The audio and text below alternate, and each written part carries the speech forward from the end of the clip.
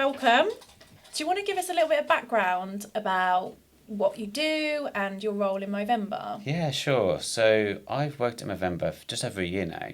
So I joined as the Global Director of Men's Health.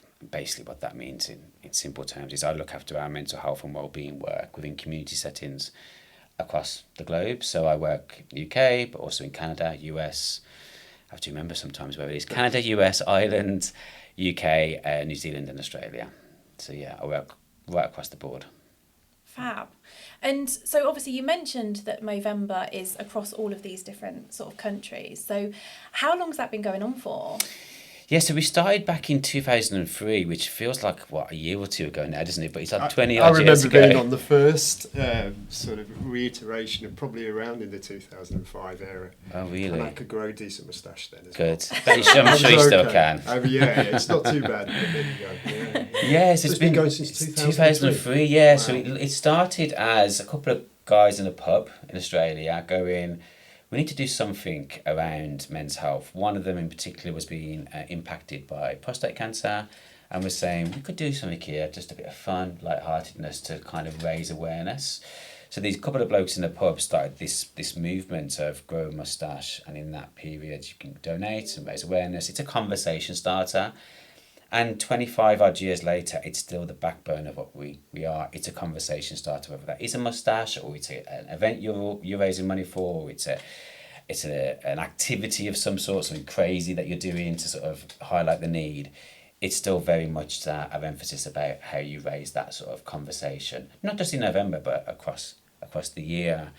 So yeah, and we've moved away from just being around prostate cancer. It's a really key part of our work still, particularly around prostate cancer and testicular cancer and all sort of cancers that affect young men and men in general. But we also now focus a lot of our work within mental health and the mental health sphere, because they kind of coexist with each other as well. Cancer affects your mental health. Mental health can sometimes also be drawn on by a number of factors around your general health. Yeah.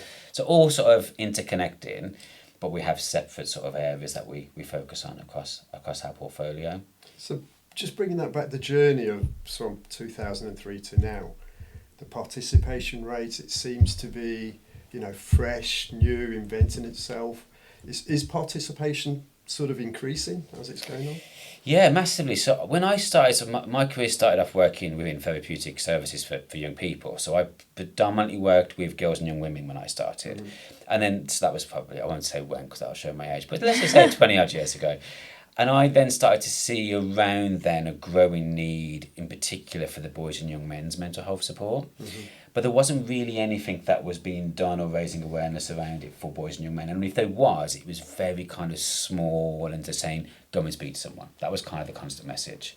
And when you've got young men in general that have been told all their lives to be strong and toughen up, to then go and say to them, go and sit on a therapist's couch and talk about your darkest feelings and thoughts, it's a massive jump. So what we've done with Movember and what I've kind of done with my work over the years outside of Movember and within it is to kind of show that it's not just around that formal setting around mental health and well-being. It can come in many shapes and forms, and that's what the campaign's about. It's not just about raising money for Movember. A lot of the supporters, which have grown and grown year on year, see Movember as almost a therapeutic area for them by raising money for an organisation, but also the activities they do and the people they speak to along the way. That peer-to-peer support really impacts their health and the health of those around them. Yeah. So in effect, the campaign is actually a mental health movement or a health movement in its own right, which people don't always seem to understand when just seeing people growing a moustache. Yeah. Like I was in the gym last November actually. We all have to grow them. That's a Is that part of it's part of the your contract. job spec? If you can grow one, you have to. So like I was like a bit nervous because I've normally got my beard like this, and so the beard comes off. Wow, what you're supposed to do, you're supposed to clean shaven down and grow from day one. Right. I was a bit naughty last year. I left a little bit of stubble here. I was like, oh God, I can't do it completely. But I've been told off and I'll definitely do that clean shaven next year. So you clean shave down and then you grow it over the month. The thing with that was though, I'm doing a lot of events during Movember. So without having a moustache in Movember, it feels a bit weird, although mine does grow quite quick. So, I mean, like that kind of period, it's my first Movember working here, and going into the gym, I have my Movember t-shirt on and growing my moustache. instantly a guy that I'd seen in the gym for 3 years and never spoke to me came over to me and was like, "Are you doing Movember?" And I was like, "Well, actually, yeah, I do work for them." And we just started to chat in the gym. Yeah. And just that, 3 years in that gym I've been with him and just probably nodding my head a few times and said hello, turned into a conversation for 20 minutes about what he's doing for it, why he wants to do it.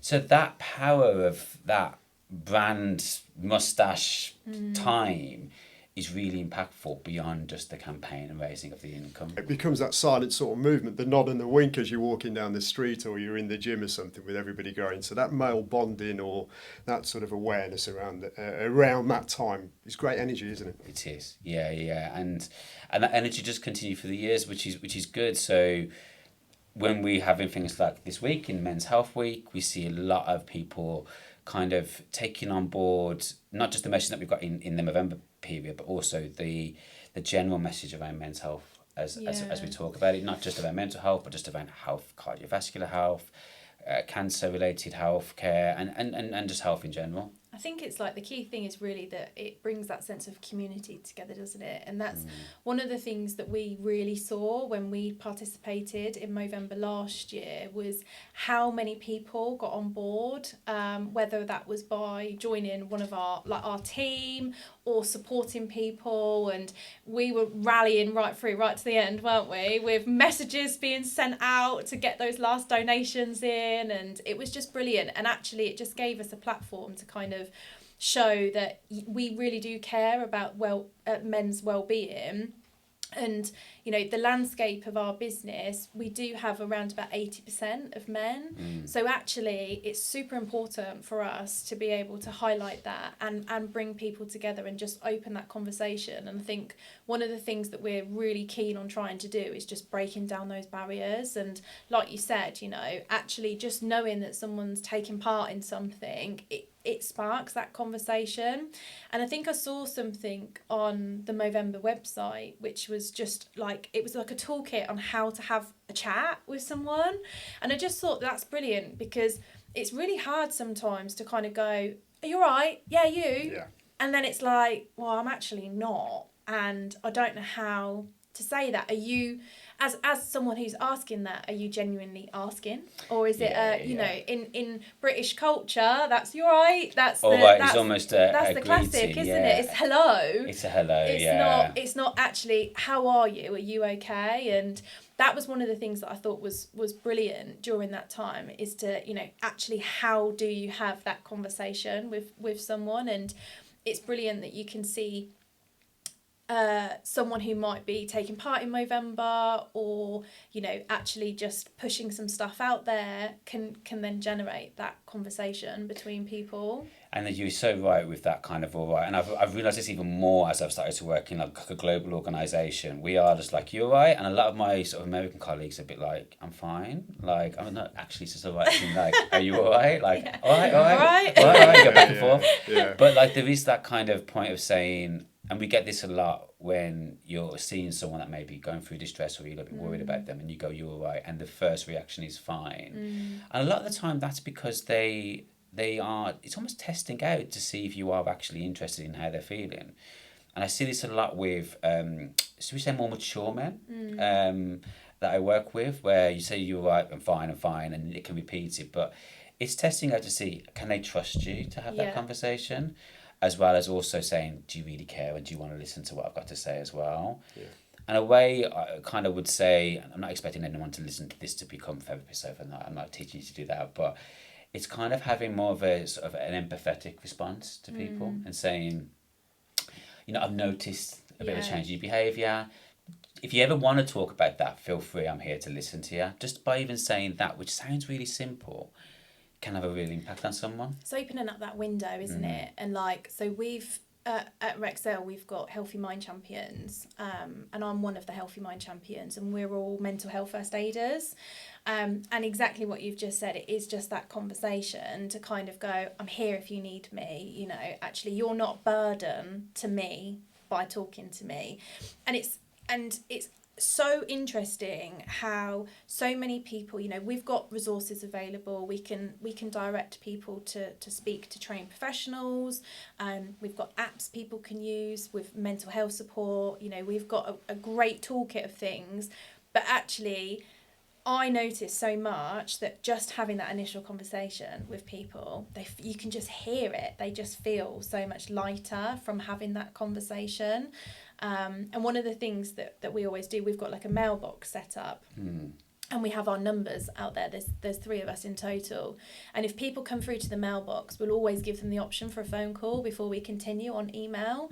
Some people do prefer just to speak on email because they might be sat in a branch, or they might be in an office and they might not feel like they can talk or might not want to talk. But actually just giving them that opportunity to say, before we continue, do you want to speak to me on the phone? And you can just hear, and you just sit and you just listen, and actually that can just take a weight off in itself. Sometimes you don't need to fix someone's problem or solve someone's problem. Actually just sitting back and letting someone talk about what they need to talk about without judgment, without trying to solutionize or, say, oh, you could do this or you can do that. Sometimes just letting people get it off their chest is enough. Yeah, definitely. And it's great you've got that on offer. And as you said, like encouraging people to use those services, because not all organisations have that.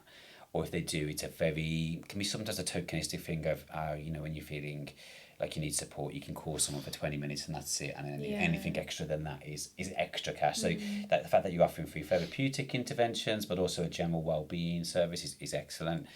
What we find is a lot of people, not just men, but people in general, wait until they reach crisis point. Yeah. And I always kind of give an analogy around, like, servicing your car, right? You don't wait until it breaks down before you get it sorted. You have to have your MOT and whatnot. But as you go along the journey, making sure you tune up, make sure you check your tyres, check your engine, whatever it is, your oil levels. If there's times when you're feeling like you're maybe noticing a change in your own behaviour or someone around you, rather than waiting until it gets to a crisis point, utilising those kind of services. Yeah. And it isn't you don't have to be at this level in order to go and speak to someone. Actually, I think it just takes like that one person to go within a group to go, how are you feeling about that?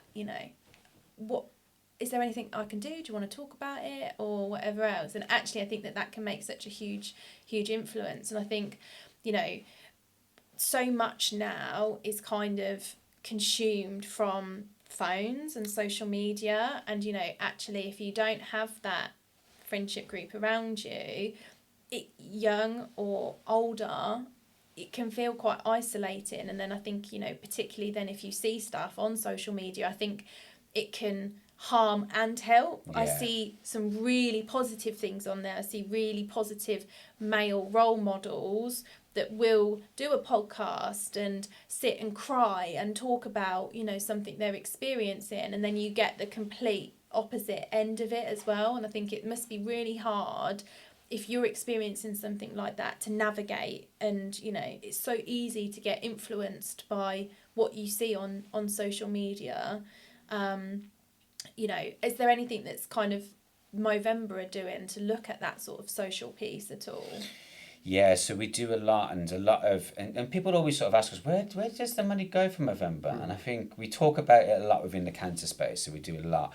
We pump since we've started over $1 billion Australian dollars. That's like about 500 million quid into services for men. So I think 80 odd pence in every pound goes straight back into the services for men.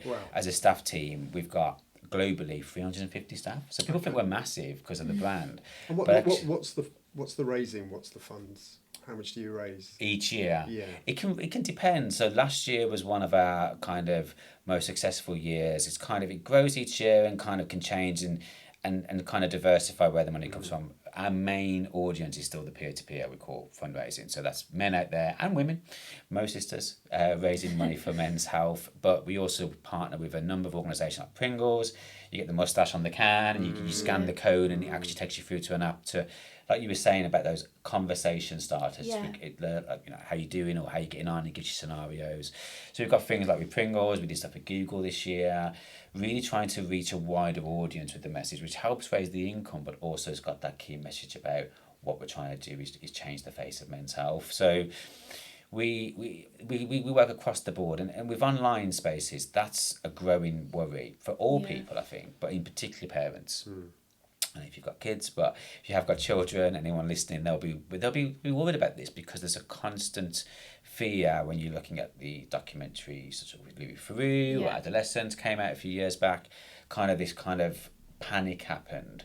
But we've been seeing that trend for a number of years, and what we're doing at Movember is we're looking into narrative change work. So we're looking at working with boys and young men in that space to look at how they promote positive messages to sort of combat and challenge back some of the stuff that they're seeing online. But one of the, I think the key things we need to remember as well is that the internet can be a really great place for connection. Yeah. Back to what you said earlier, Harj, around that kind of sort of say more mature demographic. I think that is an area that we are again focused on in Movember because a lot of that age group gets missed. Some of the biggest factors for people's mental health to deteriorate is a breakup, a relationship breakup, or loss of job. And a lot of the time in that age group, 45 to 55, it's when relationships can break down, the children tend to be getting older, or you're having children and they're getting to that age where it's causing pressures on the family, or in the current climate, redundancies and job changes and so on. Those two factors are the biggest indicators of men's mental health declining, as well as becoming a new father, which no one ever talks about. It's really important we focus on women during that process because obviously women are giving birth to the babies, but men get missed in that because their lives change massively as well overnight sometimes because they haven't got the same hormonal responses that women are having, and they almost suddenly get this baby and go, what the hell do I do with this? So, and that transition for them gets lost. So those key points, and that happens in that, more in that, as we say, that older age bracket, and there isn't always the support around them for that. So that's also something to keep an eye on as well. And being sort of, unfortunately, just coming out of that 45 to 55 older bracket and going the wrong way. But I think that just linking that back on them really important points is that bit about becoming more lonely and isolated. Because what tends to happen is that, you know, talking from our own examples, probably, you know, you play football, you're in a social group, and if you're into sports, you've got a connection with a wider audience. It keeps you healthy, keeps you competitive, you know, that peer-to-peer conversation and all the rest of it. But as you sort of go through life and you get to the older demographic, obviously the family becomes more important. And then when the kids go away, and then you kind of find that loneliness and that isolation is sort of, and that group of people around that you can really confide in is really important. Yeah. You know, I've got a few friends that I would absolutely be able to, and I think that journey, but when you go around and see people of my sort of age and getting older, the group is much less than if I compare that to what my father has. Yeah. Because that was whole, the community in the field was more about keeping in touch with, there were less pull to social media or less pull towards keeping their male friends close. My father's in his 80s and he still will go to the community centre to play cards with a bunch of friends 3-4 times a week. That's lovely. And it keeps him young. So should we just talk a little bit about like prostate cancer, Yeah, for example? yeah. So we see a lot of men who are experiencing issues around their health, not just prostate cancer, but health conditions in general. They are not always getting that information that women get. And when we're looking at the data around it, we're like, well, kind of campaigns are running, promotions are happening, health promotion and so on. But actually, when you look at it, it isn't just because the people say, oh, men are rubbish at going in and seeking help. There is a little bit of that, but then that's kind of demonising men a lot of the time. The system hasn't always been set up for men in that way. So we don't get the information through in the same way that you would get through other healthcare systems. So an example of that would be, when women go in, women can be involved in the healthcare system really from a very young age. Go and get the contraceptive pill. Go and have your smear test at this stage. Yeah. Men don't really get seen in the healthcare system until there's a problem, or potentially you get called up for a prostate check, which a lot of men don't even know what the age is for that. So it's kind of like where you see women have been involved in the healthcare system right through their life course, if you like. Men kind of got missed in that a little bit, and they should be checked a lot earlier. I mean, they've brought in now in the NHS the 40 plus health check. So when you get to 40, anyone listening, you should be getting a health check, which is just a general blood test and checking your levels. And if you're not getting that, you can go to your doctor and ask for it. But particularly prostate cancer, a lot of people know when the window is to get tested, and we were talking about this earlier, weren't we? Yeah. So you've recently did you recently have a test? Yes. And I think that's really, really important, as you say, because you miss and how do you go about these things. And you please come back to that funding and that programme that's we just talked about. But I was experiencing some health differences and was You know, it was quite easy actually to use the NHS app and speak to the GP. But obviously I'm 56 years old, so I'm in that sweet sort of spot, okay. And I was being encouraged by somebody else who'd gone through an issue of prostate cancer, and I think it's really important to get your PSA levels tested. So the process is relatively straightforward. So to say what PSA is actually. Please, yeah. Yeah, so PSA, it's a technical term, if you like. It's a protein-specific antigen. It's just basically looking for something in your blood, a heightened level. And we all have these levels in our bloods. But if it starts to become a level where it could be risky, it doesn't mean that if a PSA comes back as positive, it means you have prostate cancer. It just may mean that you've got an enlarged prostate. It can happen as men get older for a number of other reasons. And that PSA test can then lead on to further exploratory services. When I say exploratory, I'm not talking about sort of fingers and hands going anywhere. A lot of people do worry that there's an old kind of myth that when you're going for your prostate check, you're going to have an internal exam. 9 times out of 10, it's not. It is a PSA test, and then there's further tests done on that before going down that road. But even then, that is something we're trying to promote, that you know, the doctor is someone that is used to doing this, and it can be a little bit embarrassing, but it's better to get checked than to have. And the accuracy tests, I mean. Yeah. The accuracy, I mean, the efficacy is there's it depends on like where you are in that stage of your life, and the stage of where you are in that journey, if you like, of getting tested. But it is pretty accurate most of the time, but it's not something to rely on. A lot of people think the PSA test and that's it and then done. Yeah. Actually, once that test is done, and if it is a little bit elevated, a lot of other things can be explored as well. And what you're saying there about the funding, where we started in 2003 right through to now, we've pumped hundreds of millions of pounds into cancer research specifically around men, but it's also impacted everyone's healthcare because of the nature of the testing and research that we do. And things like the PSA test, not just by Movember, of course, by a number of research institutions around the world, have come to these greater advancements in healthcare. And it's the power of Movember being global. So when you're doing research in Canada, we're funding it there as well as in Australia or in Ireland, there's networks that are connecting. So they're not just working in that research in isolation, they're sharing that practice with each other. And it's something that has blown my mind as I've started to work here, in how it isn't just happening in those one specific clinics, it's across the board. Yeah. And sorry, I was just going to say, in the announcement this week with the funding that the government sort of releasing, because obviously there's an argument there should be a national screening, but obviously it's geared towards the risky sort of element, either age or ethnic background. And I was interested in John Barnes and somebody that was on our EFL launch, and he's had his prostate removed recently. And it was quite insightful as in terms of listening to your own body, spotting the changes, and then following that through. An early detection, and it's a cancer that has good success rates of being treated, especially early detection, but it sort of touches 1 in 8, isn't it? That's the sort of number? It's 1 in 8, in general, but when you're looking at different ethnic backgrounds, in particular black men and from Caribbean and African descent, that's 1 in 4. It's double the risk, and that includes mixed race and people from diverse backgrounds as well. So where you're looking at that, you've got that statistic, but then you've also got the age. So they say 50 is the age you should be getting checked out. If you're black or from minority ethnic backgrounds, that should be 45, between 45 and 50, but we say minimum is 45.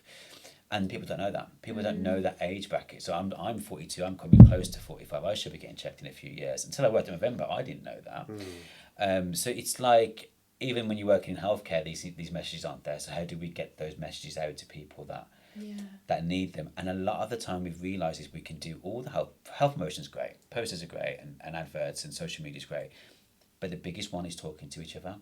Me saying to my mate, I've just had my 40 plus test. Oh, what's that? I never got offered that. I'll go and speak to your doctor and have it done. Or like with yourself, when you had yours done, speaking to your mate, and they're going, I didn't even know you could have a PSA test. I thought it was an internal exam, for example, and explaining what that is and what it isn't. I think that peer-to-peer, again, that sharing information is where we really need to get better as men, talking to each other about what we're doing and not being embarrassed to say when we've had to go through something, if we should say it that way, Yeah. because it's part of our day-to-day healthcare. Yeah, because we had Esther join us for a talk the other week for testicular cancer awareness.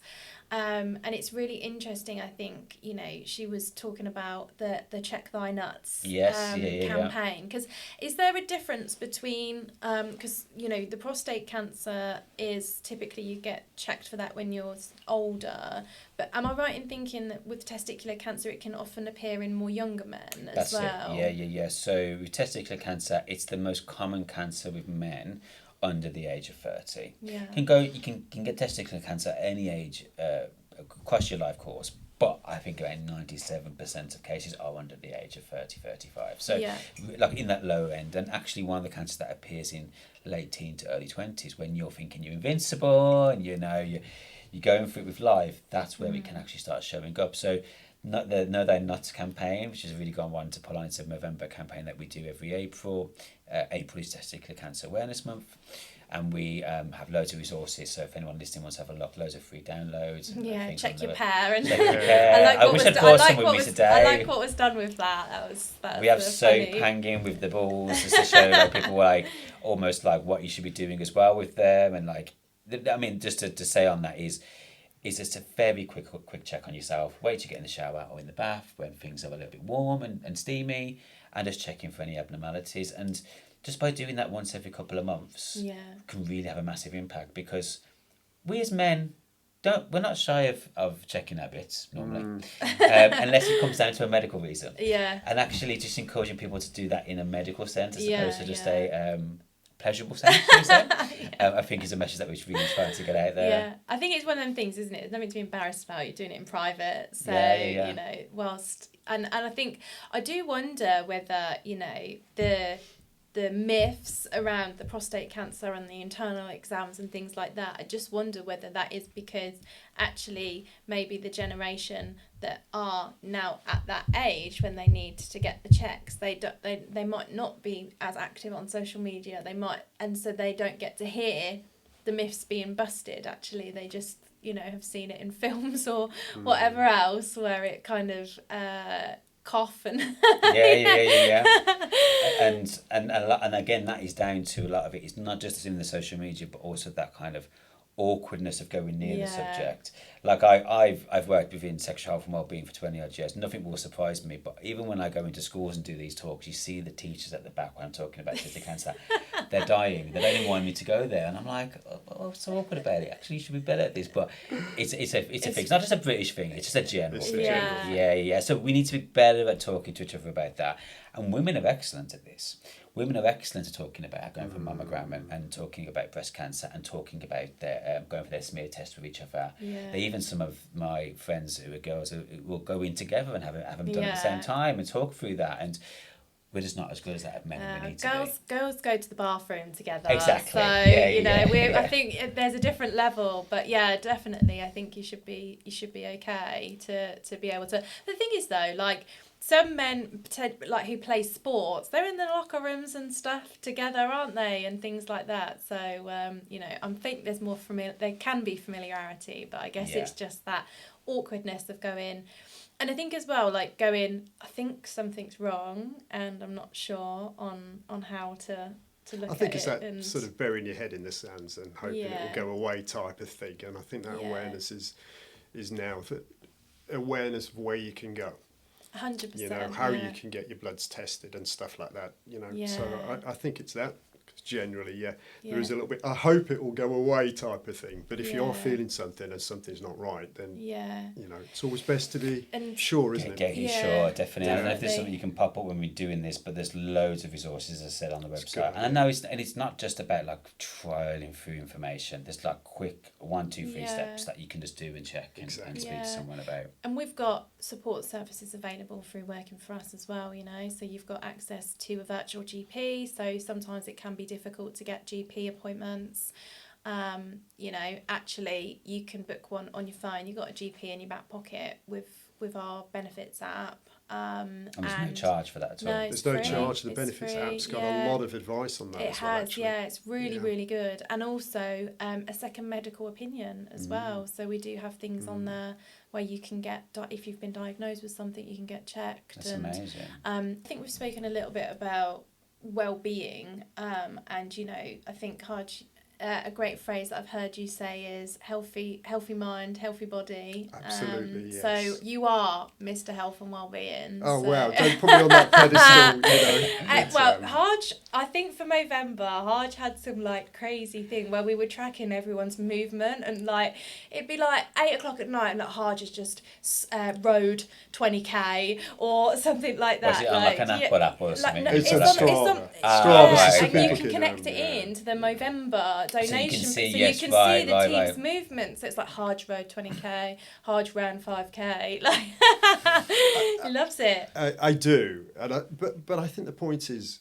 you know, if we go back to that space where you're feeling stuck or you're feeling in a low place or something, I can guarantee just move, be out, get away from where you are, and that's sort of being able to go away. It doesn't matter about running a 5k walk if you're at a stage of going out and going for a 10-minute walk, a 20-minute walk, and I really would encourage a lot of our work colleagues who are stuck behind a desk and we can be there all day, and that lack of movement is really a problem. I mean, you're the healthcare professional, you probably can link into some of the stuff, but I think it's about being consistent.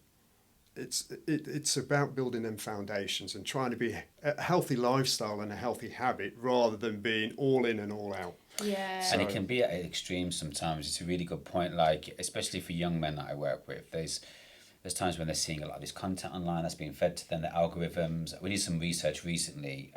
We pretended to be young men, if you like, on TikTok and Instagram, and within 3 clicks of a video, they'd gone on just to see, give me a new gym set, or give me some tips on that. And within 3 videos, they were being fed really negative content, and they'd only gone in to look at gym content. And you got some gym guy going, to do this, to get a woman to do this, you've got to do this, and it becomes so extreme, and it's lost that element of just getting out and about and making yourself feel a little bit better. Or, as you said, at the workplace, we were really good in workplaces, and many still are, I'm sure you guys are too, is going, make sure you have your break at lunch and get away from your desk.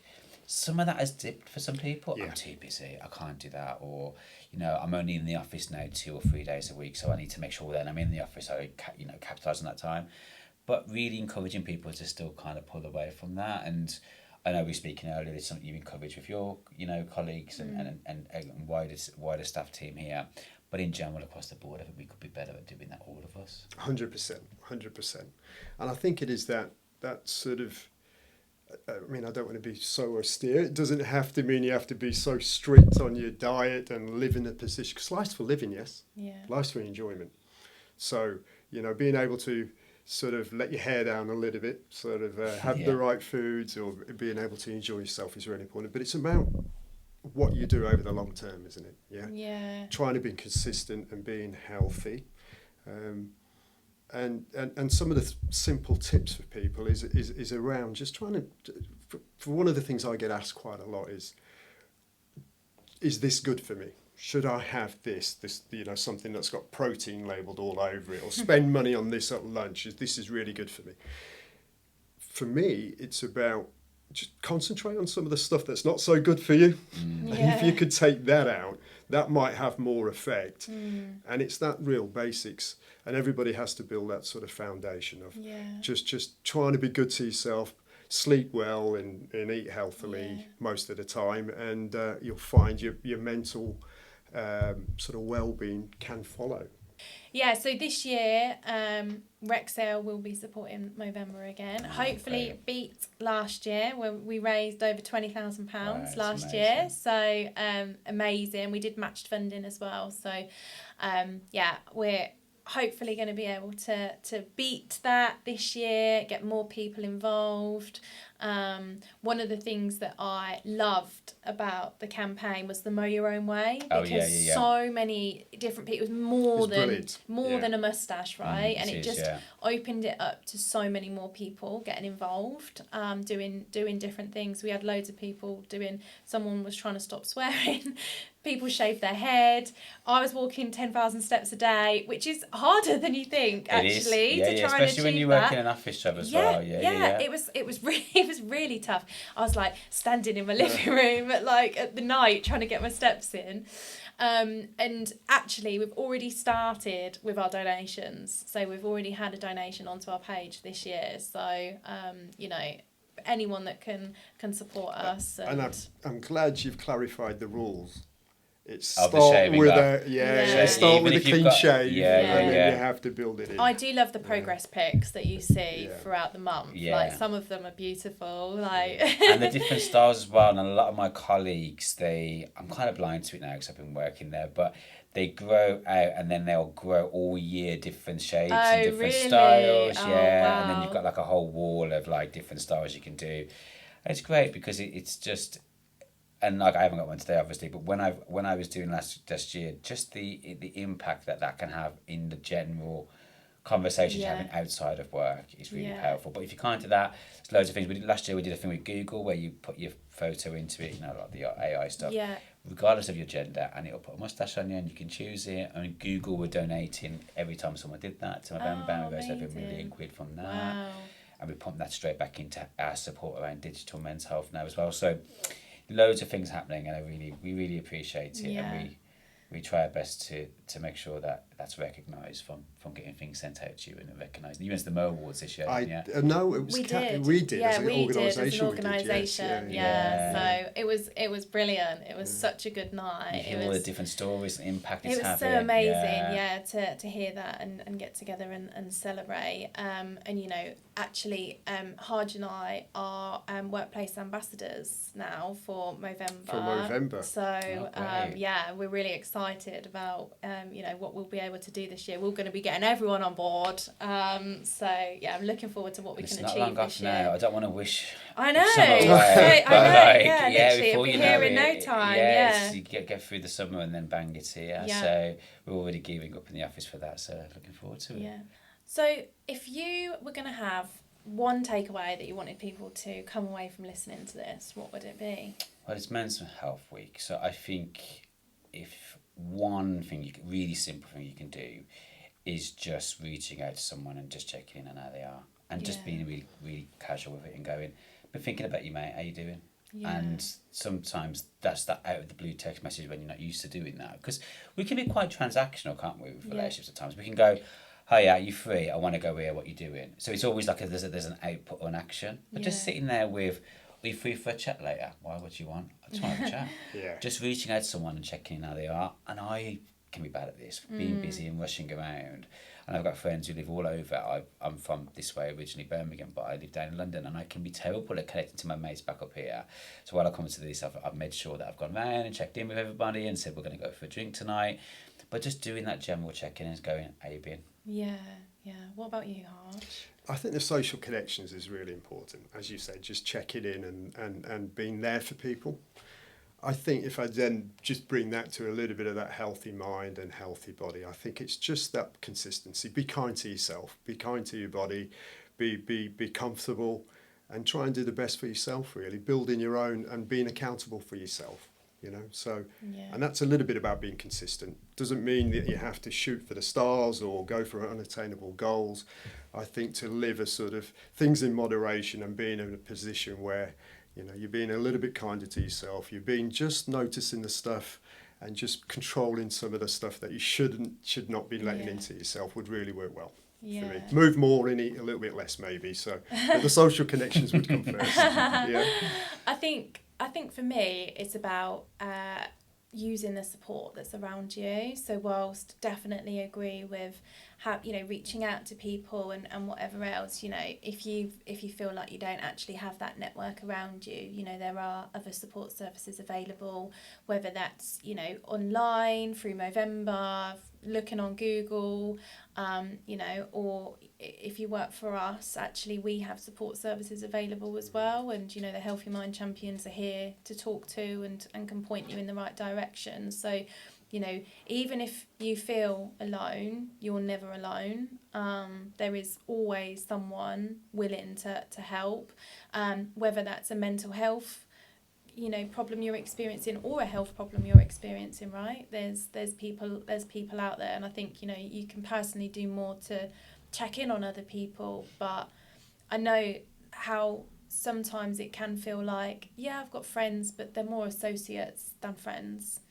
You know, I don't really want to burden them. I don't really want to. I've tried to make that connection with them, but I'm not getting it back. You know, actually, there's people out there who do genuinely care and are here to help. So I think that would be my key takeaway. That's a great one. From this. Good. And I'd encourage everybody to have that blood test. Yeah. Because I think that's it's easy to do as well. So. Yeah, for sure.